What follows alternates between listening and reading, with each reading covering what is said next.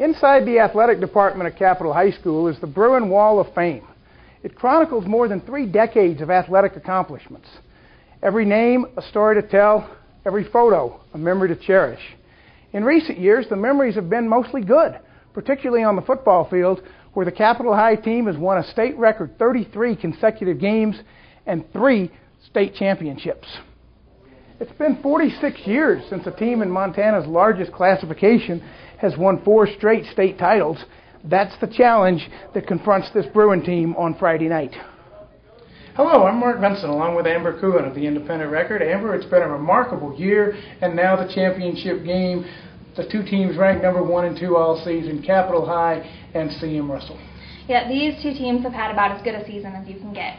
Combined, they have a record of 23-1. Capital didn't lose a game, and the Rustlers' only loss came at the hands of the Bruins. So really, you've got a showdown between the best 2 teams in the state, no doubt about it. And it's really fitting that these 2 teams are meeting each other. They've faced each other 5 times in the past in these title games, with Capital holding a 3-2 advantage. So maybe some people thinking it's CMR's turn, but I know a lot of Capital fans want to see that 4th straight. And, of course, the 2 teams met head-to-head at Vigilante back in Week 6. Capital coming up with a 28-26 victory. A historic night as Capital set the record for most consecutive wins that evening, having to come from behind. Matt Miller, 2 second-half touchdowns to boost the Bruins. You were there at Vigilante. What do you remember from that game? I remember thinking CMR had that one at halftime when the Bruins were trailing. It's something we hadn't really seen a lot of this season. And just the way CMR was dominating that first half, the Bruins had to play, they had to play perfect ball in the second half. And like you said, Matt Miller had a big game. He ended up rushing for over 200 yards, most of which came in the second half that time around. But Bleskin, the CMR quarterback, he was playing nearly perfectly in the first half. But what really impressed me in that game was the Capital defense.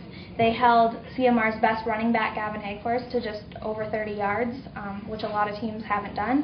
And when Jordan Harper, CMR's wide receiver, scored a touchdown with 3 minutes to go to pull the Rustlers back within 2, CMR's defense, or Capital's defense, really held on there at the end to pull out the win.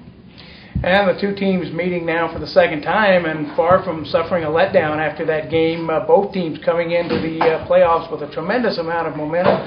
Capital having beaten Skyview 27-7 in the semifinals, and CMR having to come from behind in the 4th quarter with a gutsy 21-14 win over a game Helena team last week. So a lot of momentum on both sides.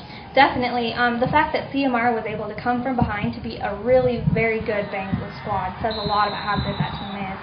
Capital's win over a good Skyview team was very convincing. Braden Peterson looked excellent in that game, had 3 rushing touchdowns, 152 yards on the ground. Both teams, like you said, a lot of momentum, and both teams want this very bad. Okay, let's break it down a little bit, the matchups. Capital's offense, Corey Sievers at quarterback, Matt Miller, Josh Dirks in the wideout position against CMR's top-ranked defense. How does Capital attack them? CMR does have a great defense, but Capital's got a lot of weapons. One thing we did see from them, 218 yards on the ground in the semifinals, just 35 through the air. Against a good CMR defense, they're going to have to be balanced. Capital's going to have to come out throwing it and running it, because if you can't do both against a good CMR team, you're in trouble. Like you said, they've got Matt Miller. He had a big game against them last time, so expect for them to be really keying in on him. But you've got guys like Josh Dirks and Braden Peterson, a number of guys who can tote the ball, so everyone's going to have to be ready to go. And CMR is going to have to be prepared to stop them all. So a good game from Corey Sievers, a must for the Bruins to have a chance. Now, other side of the coin, CMR brings in plenty of weapons of their own. You mentioned Bleskins and Hagfors. How does the Capital defense confront that offense? Well, let's not forget Bleskin's favorite target, too, Jordan Harper, one of the best receivers in the state. Helena was really able to hold him, but when you take him out of the mix, it just opens Hagfors up to run the ball even more. Hagfors had a big game against Helena High, and Helena High actually has a better run defense than Capital. So Capital is going to have to be really all over Hagfors to prevent him from having a big game. And of course, like Murphy said, Bleskin doesn't just have the arm. He's got the decision-making skills, and he can scramble. He's really capable of running the ball. So, you key in on Hagfors, you might look at him just running it himself. So often in these championship games, the outcome comes down to special teams and turnovers. Anyone with an advantage there? Well, the Bruins are a team that will really capitalize on their opponent's mistakes. You throw a couple interceptions, you fumble the football, those things lead to Bruins touchdowns. So you really want to keep the Capital offense off the field if you're the opposition. So I do think Capital has the edge there. CMR has turned the ball over more this year.